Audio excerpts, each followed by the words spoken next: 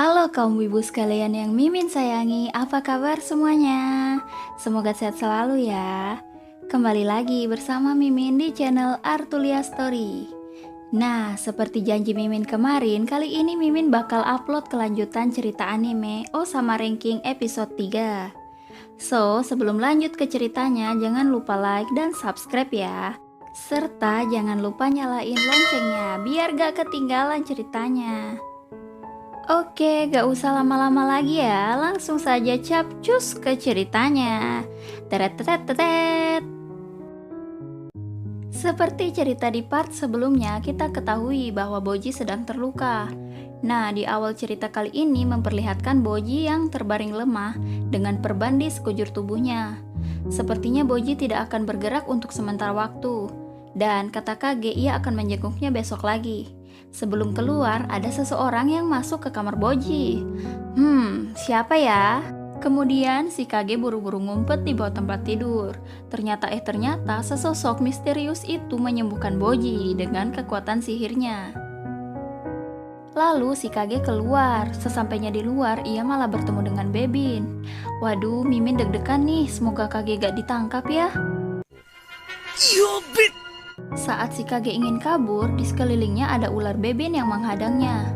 Duh, semoga Kage gak diapa-apain ya. Lalu esok hari pun tiba. Diperlihatkan Raja Bose telah meninggal dunia. Pangeran dan yang lainnya turut menangisi kepergian Raja Bose. Lalu Sandeo pun membacakan surat wasiat Raja Bose. Dalam surat itu, ia menunjuk Pangeran Boji sebagai penerusnya.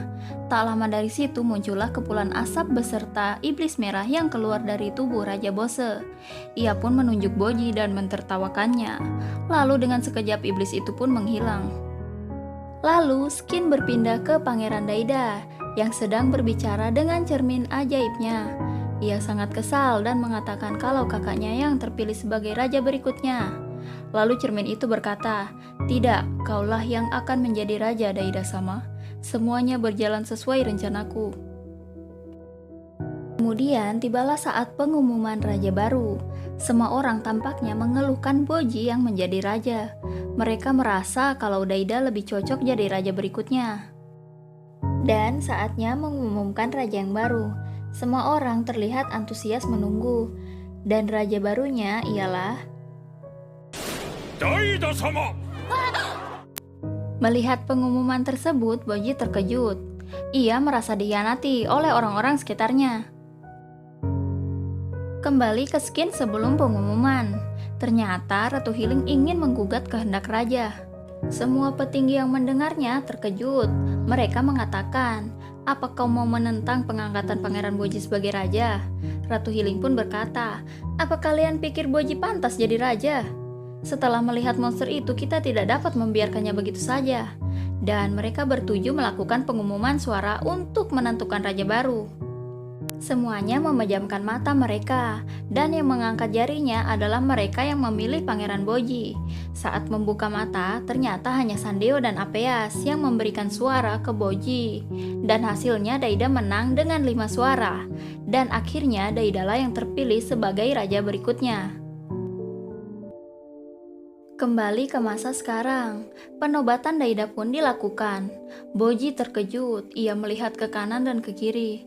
Tak ada seorang pun yang melihat dirinya. Ia merasa dikhianati, lalu ia pergi dengan berderai air mata.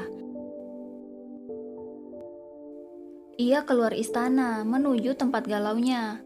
Tempat itu adalah tempat pertama kali Boji bertemu dengan Kage. Di sisi lain, terlihat Kage sedang dipenjara.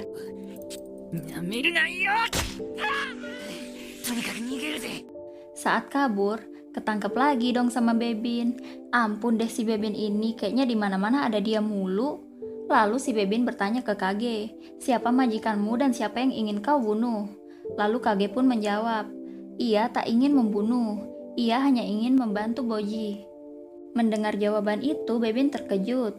Tiba-tiba Skin beralih ke Pangeran Boji yang sedang goleran di atas rumput. Lalu si Bebin menghampirinya. Bebin menanyakan apakah Boji mengenal bayangan bernama Kage. Dengan wajah khawatir, Boji mengatakan bahwa Kage adalah temannya. Lalu Bebin mengatakan ia punya pesan dari Kage. Kage telah pergi berpetualang, jadi ia takkan menemui Boji lagi. Mendengar itu, Boji sedih. Sambil mewek, ia teringat kata-kata Kage.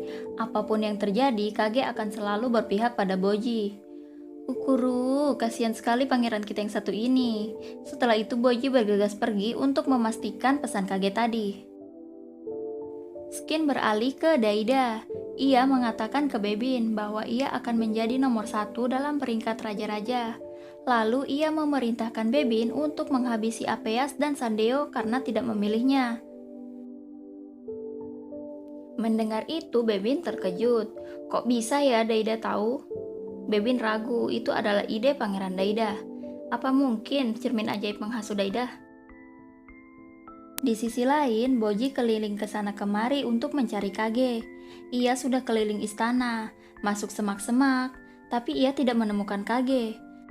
Kemudian ia pergi ke sebuah gua kecil tempat di mana ada ular raksasa, dan ular itu bernama Mitsumata. Mitsumata ini adalah pelayan Bebin. Si Boji kemudian bertanya tentang Kage, tapi Mitsumata hanya menjawab bahwa benar Kage telah ditangkap oleh tuannya Bebin. Dan Mitsuyama mengatakan ia takkan lupa hutang budi kepada Boji, tapi ia juga tidak lupa utang budinya pada tuannya, si Bebin. Mendengar itu Boji nangis, tapi Mitsumata tidak tega, hingga ia memberitahu Kage telah membuat kesepakatan dengan Bebin. Kage sedang pergi menjalankan misi dari Bebin. Ia juga mengatakan bahwa Kage baik-baik saja, dan jangan khawatir, ada banyak kok orang yang mendukungmu. Di sisi lain, Bebin terlihat menemui Apeas untuk membunuhnya. Mereka pun bertarung.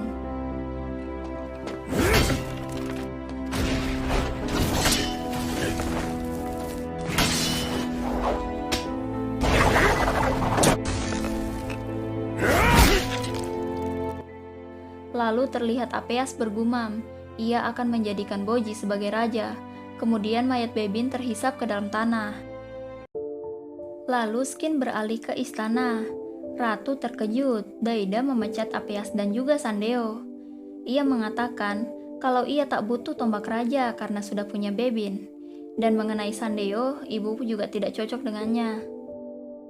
Lalu Daida berkata ke Ratu Hiling, ia ingin memindahkan Boji ke tempat lain. Namun Ratu menentangnya. Dia masih mental anak kecil, ibu harus mengajarinya. Dan Daida berkata, kakak akan merasa sengsara nantinya. Skin beralih lagi ke Boji. Ia duduk termenung di jendela. Ia memikirkan hal-hal tentang alam bebas, memikirkan iblis merah, dan juga Kage. Dengan wajah serius, ia buru-buru pergi menemui Ratu Hiling. Boji berkata, ia ingin pergi berpetualang. Dan ternyata Ratu Hiling tidak mengizinkannya. Dan mengatakan, memangnya bisa apa kamu sendirian? Kamu tuli dan tidak berdaya. Kamu hanya akan memalukan dirimu jika pergi. Diam sajalah di dalam istana. Lalu Boji pergi dengan wajah sedih. Ratu Hiling memasang raut wajah terkejut. Dan juga seperti menyesali perkataannya kepada Boji. Boji pergi ke kamarnya. Ia bersiap-siap ingin pergi berpetualang. Pas keluar kamar nih, ternyata ada penjaga yang menghalanginya untuk pergi. Tentu saja, Boji nekat ya.